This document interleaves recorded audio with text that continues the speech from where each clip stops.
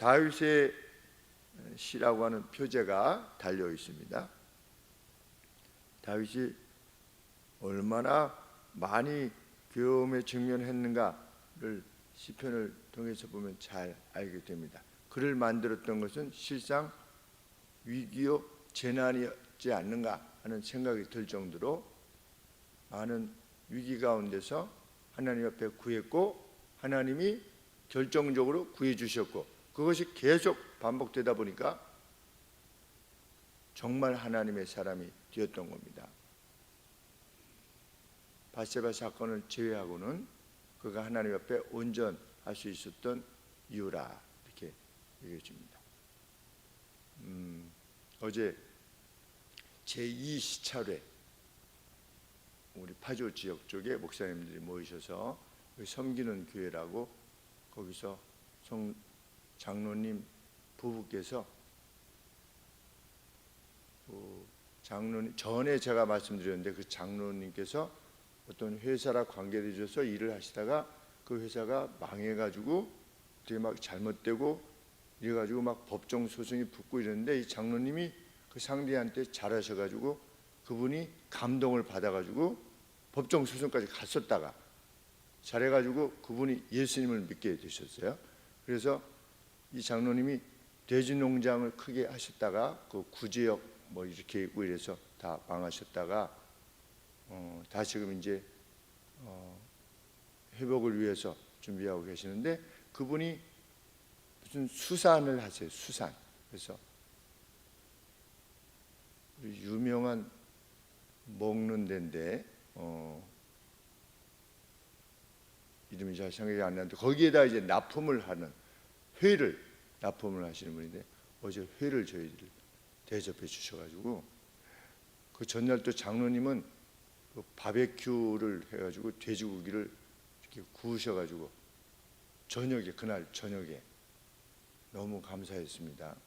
그래서 저희가 저희 교회 이제 어떤 일들이 있을 때 말씀을 드릴 때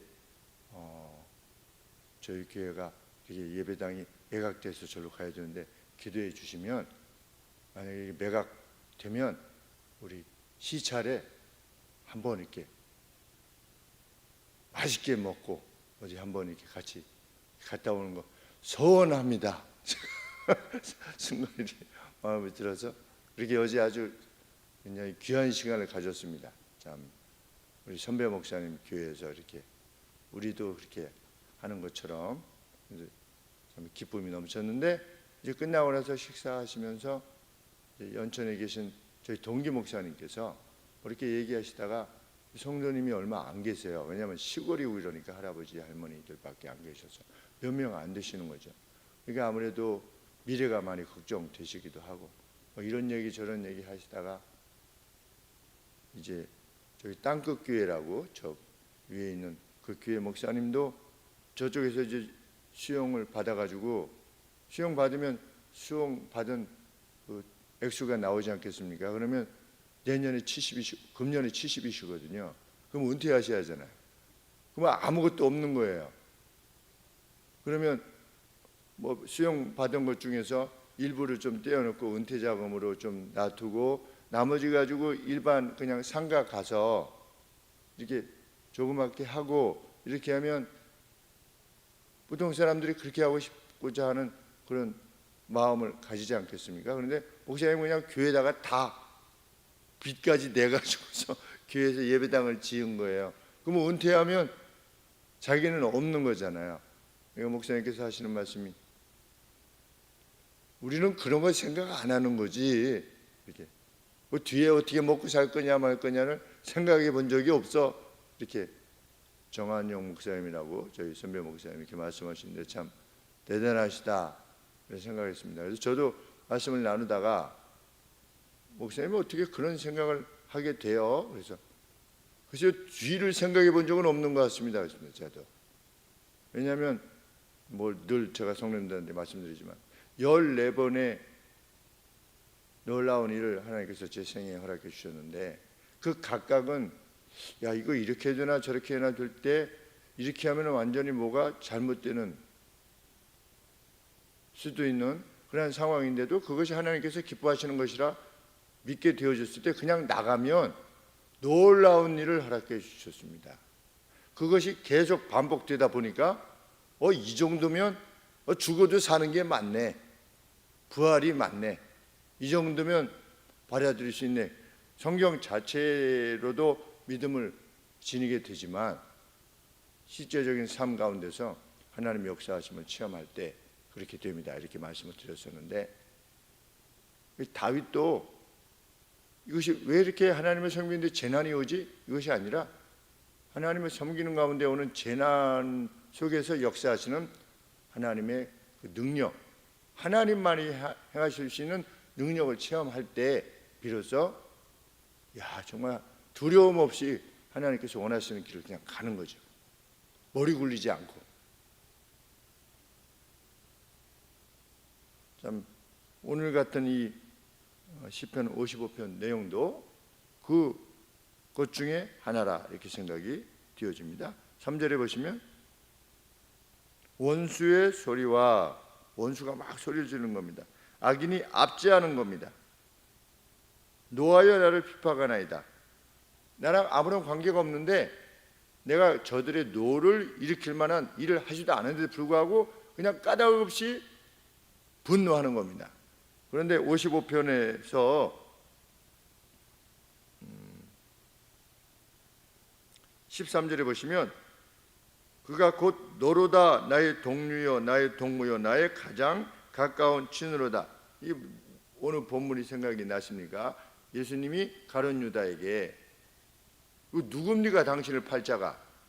그랬더니 예수님 뭐라고 말씀하셨습니까? 곧 너다 이렇게 말씀하셨죠. 떡을 이렇게 주시면서 그 본문이 바로 이 말씀인 겁니다. 그가 곧 너로다 나의 동료 나의 동무요 나의 가까운 친으로다 하는 말씀을 예수님께서 인용을 하시지요. 요 시편 55편인 겁니다. 다윗은 메시아의 어떤 예표였죠. 이런 차원에서 일종의 메시아시라 이렇게 언급할 수 있는데, 다윗 자신이 직면했던 게 곧 나중에 예수님께서 직면했던 내용과 유사한 것입니다. 까닭 없이 예수님이 미움을 당하셨죠. 예수님께서 행하신 그런 그가 찔림은, 그가 상함은 우리의 죄악을 인함인데 사람들은 그가 자기의 죄를 지고 간다고 이렇게 분노했던 겁니다. 아무런 악을 행하지 않았는데도 불구하고 다윗이 그랬다는 겁니다. 자기 자신이. 그런데 이 시편 55편의 특이한 점은 자기 자신이 22절에 내가 근심으로 편치 못하여 단식하오니 그랬는데, 이 원 저기에 보면 뭐라고 되어 있냐면 내가 불평하며 마음이 산란합니다. 이렇게 하나님 앞에 말씀드리고 있는 겁니다. 지금 하나님이 이게 뭡니까? 이렇게 하고 있는 겁니다. 지금 다윗이 컴플레인하고 있대요. 불편해하고 있대요. 그리고 마음이 아주 그냥 산란하대요. 그러니까 하나님 앞에 기도할 때 하나님 저 왜 이렇습니까? 이렇게 기도하는 게 이게 불신이 아니라는 걸 알게 됩니다. 그 아버지한테도 뭐 엄마한테도 엄마 왜 그래?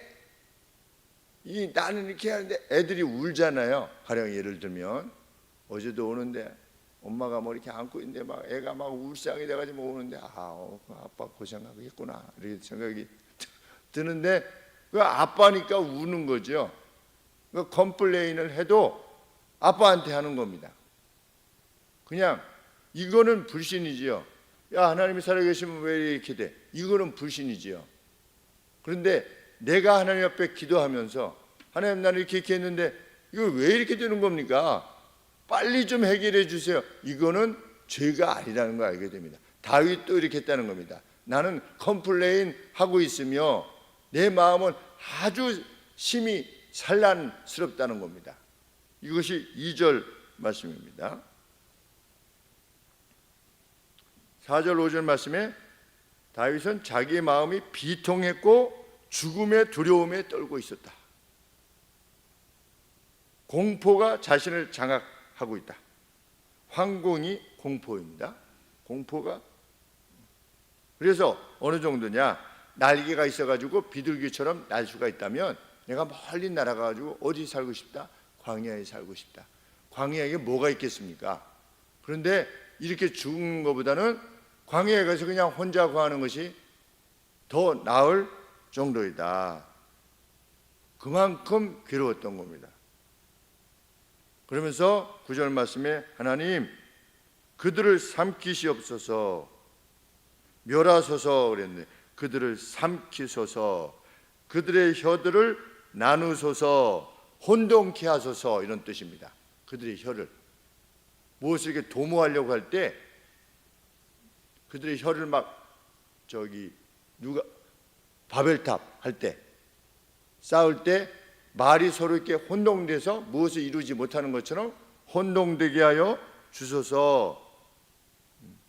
왜냐하면 자신이 성에서 폭력과 다툼을 보았기 때문입니다. 압제와 속임이 그 거리들로부터 떠나지 않는 것을 제가 보았기 때문입니다. 그러니까 이게 한두 명이 달라붙은 게 아니라는 것을 알게 됩니다. 그냥 물이 닥치면 죽지 않습니까? 물이 닥치면. 그런 것처럼 원수들이 아주 그냥 물같이, 많은 물같이 자기를 덤비는 겁니다. 그런데 다윗에게서 그 상황이 힘들었던 좀 더 본질적인 이유는 뭐냐? 12절 말씀에 자신을 책망하고 미워하는 사람이 누구다? 자신의 동료요, 친밀한 사람이라고 하는 사실. 자기가 믿고 끝까지 잘해주고 이랬던 사람이 어떻게 된 겁니까? 그 사람이 오히려 배반을 하고 자기를 죽이려고 하는 겁니다. 이것이 너무 힘들었다는 겁니다. 만약에 그냥 12절 말씀에 나를 책망한 자가 원수가 아니라, 원수라고 하면 내가 견뎠으면 되는데, 그냥 견디기만 하면 되는데 도저히 이 사람이 어떻게 나를 배반하지? 누굽니까? 압살롬 같은 사람. 그냥 아들이 그냥 자기를 배반하는, 자기랑 같이 다니던 사람들이 자기를 돌로 쳐서 죽이려고 하고. 뭐 세상에 이런 일이 얼마나 많습니까? 우리가 사역을 해도 그러한데, 정말 은혜를 많이 입은, 교회로부터 많이 입은 이들이 오히려 더 어떤 상황이 발생하면 더 미워하고, 그 전에 자신들이 받았던 어떤 은혜를 받은 것에 대해서는 일절 적이 없고 오히려 더 원망하고. 그런데 다윗도 똑같은 거. 그래서 그런 상황이 발생할 때 인간의 죄성이라는 것이 어쩔 수 없구나. 정말 은혜를 알지 못하며, 말세 같으면 은혜를 알지 못하며 그랬는데, 교회가 어려울 때마다 같이 돕고, 이렇게 돕고 저렇게 돕고, 위로하고 격려하고, 그 세월이 오래 흘렀음에도 불구하고 다 잊어버리고 마는. 그래서 어떤 자기와 무엇이 조금 잘 안 맞으면 그것이 아주 분노하고 이렇게 되는, 참 그 상황을 지켜보게 되면 인간의 죄성이라고 하는 것이 늘 우리를 괴롭힐 수 있다라고 하는 것, 마음에 두어야 되는 것이라는 것을 알게 됩니다. 그런 가운데서도 다윗은 나는 하나님께 부르짖을 것이다. 18절 말씀에 나를 대적하는 자 많더니 나를 치는 전쟁에서 저가 내 생명을 구속하사 평안하게 하셨도다. 하실 것이다 이겁니다.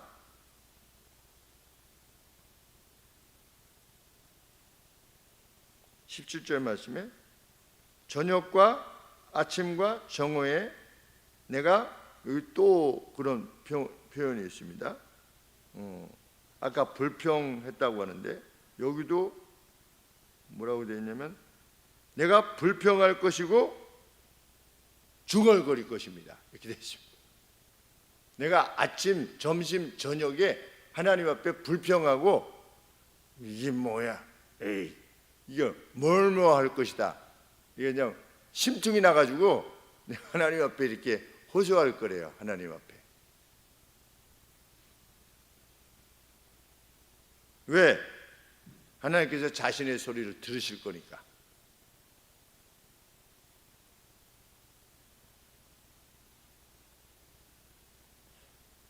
이후에 하나님께서 어떻게 하실 거다?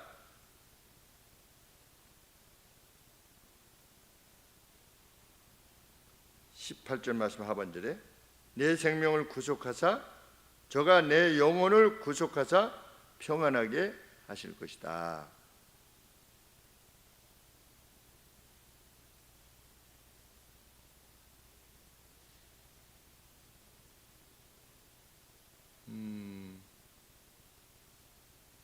중요한 표현이 있는데 18절에 나를 대적하는 자가 많다.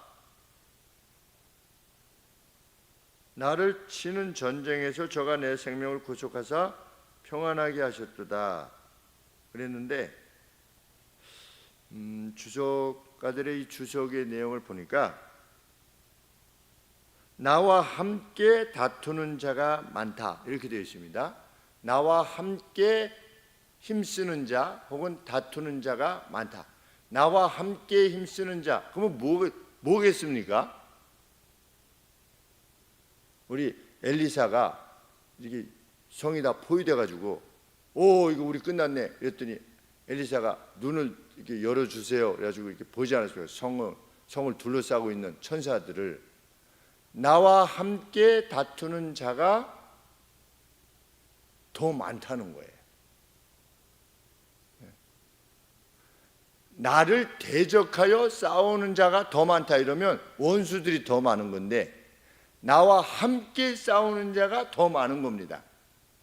그렇기 때문에 나는 어떻게 될 거다? 다시금 평강을 되찾게 될 거다. 지금 이렇게 말하고 있는 겁니다. 그것이 18절 말씀입니다. 나를 대적하는 자가 나와 함께 다투는 자가 더 많기 때문에 나를 치는 전쟁에서 하나님께서 내 생명을 구속하사 평안하게 하실 것이다. 이것을 확신한 겁니다. 그러니까 우리랑 싸우는 존재가 훨씬 많다는 겁니다. 예수님께서도 말씀하셨듯이 내가 지금 명하면 하늘에 12영 더 되는 6,000명 더 되는 천사가 와서 그냥 단번에 멸할 수 있다 라고 하신 것처럼 다윗은 그것을 믿은 겁니다. 우리와 함께 싸우는 이가 더 많다.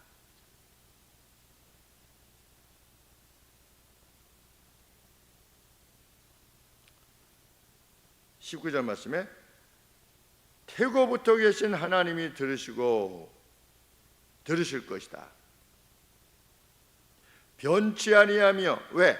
늘 번영하니까 변치 아니하여서 뭐 별일이 안 일어나요. 악을 행해도 막 속이고 자기 거 막 챙기고 이렇게 해도 아무것도 안 일어나는 겁니다.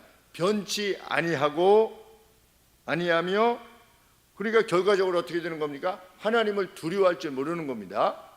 내가 뭐 악을 행해도 계속 번영하고 잘 먹고 잘 사니까. 변치 아니하여 하나님을 경외치 않은 자에게 하나님께서 반드시 보응하실 것이다. 이제 푸틴이 어떻게 될지, 시진핑이가 어떻게 될지, 김정은이가 어떻게 될지, 그리고 우리 예배를 막았던 전 시장이 어떻게 될지 이제 지켜보게 되는 것이죠. 저는 기도했습니다.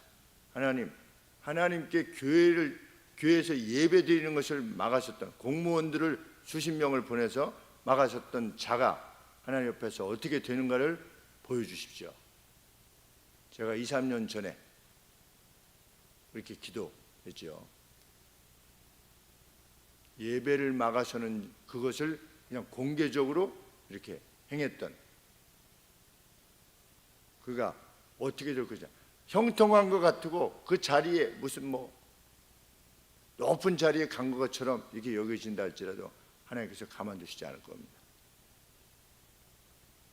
그것이 그렇게 되는 거네 이게 아니라 역사는 변함이 없죠. 하나님을 대적했던 자들이 어떻게 되는가 하는 것은 뭐 명확한 겁니다. 그래서 진리 아니겠습니까? 참된 이치, 이전에 있었던 일이 계속 반복되는 이유가 뭐냐? 세상을 이끌어 가시는 하나님의 원리가 동일하기 때문이라는 겁니다.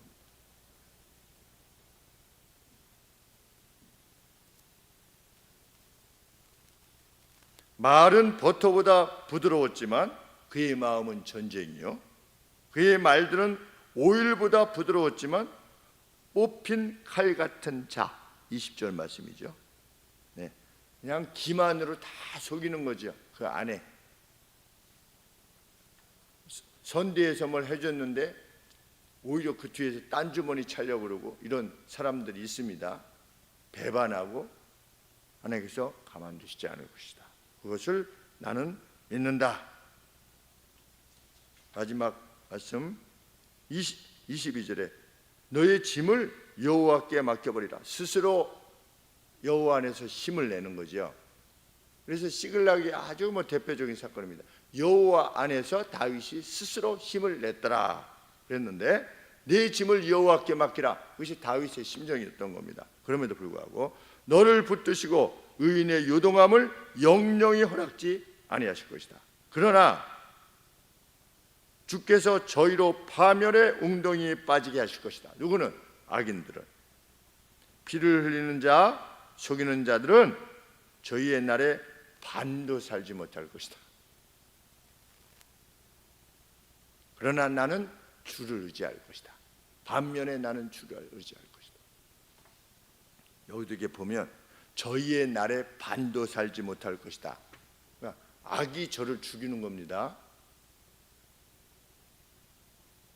운동장에 가면 술 많이 먹고 담배 많이 피는 친구들은 잘 못 뛰어요.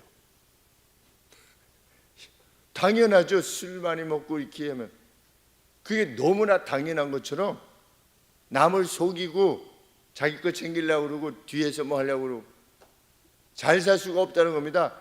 삶의 반절밖에 못 산대요. 너무나 당연한 일인 것입니다. 그리고 우리가 그것을 알 수 있습니다. 악이 자신의 명을 재촉하는 거죠. 그러면 그 사람이 언제 죽을 것이 이미 결정된 것이 아니라는 겁니다. 이런 본문들도 보면 자기의 생명의 반절도 못 살 거다. 뭐 때문에? 악 때문에. 그러니까 장수는 무엇에 의해서 결정나느냐? 가령 예를 들어서 죽는 날이 결정됐다면 이렇게 하면 장수할 것이다 하고 하는 축복의 말씀이 무슨 의미가 있겠습니까? 장수하잖아요. 자기가 언제 몇 살에 죽을 게 이미 결정되어 있다면 성경에서 이렇게 할 때 내가 장수하게 해줄 거다, 이런 약속이 아무런 의미가 없는 것이지요.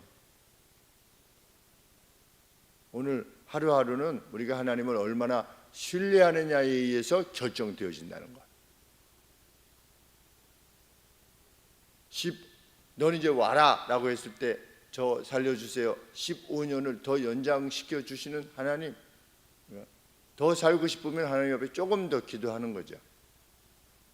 그리고 하나님 저는 이제 됐습니다, 불러주세요. 그러면 하나님이 또 저희 아버지처럼 불러가시기도 하고. 네. 중요한 것은 우리가 이 땅에서 정말 이 다윗과 같이 흔들림 없는 평강 가운데 과연 살아갈 것이냐, 그것이 중요한 것이 아니겠습니까? 그래서 계속해서 이것을 거듭 확인하고 나가는 우리의 생애가 되기를 원하고, 그럴 때 우리는 신앙의 장부가 될 것입니다. 정말 세상이 또 교회가 봐야만 되는 신앙의 장부, 우리가 되기를 소원합니다. 기도하겠습니다. 하나님 아버지, 원수가 성 전체에 포진하고 있어도 나는 여호와를 의지할 것이다라고 했던 다윗의 행보를 저희들도 행하여 나가게 하여 주사, 그를 귀히 여기셨던 하나님의 그 동일한 은총을 저희들도 입으며 살아가는 저희 되게 하여 주시옵소서. 예수님의 이름으로 기도합나이다. 아멘.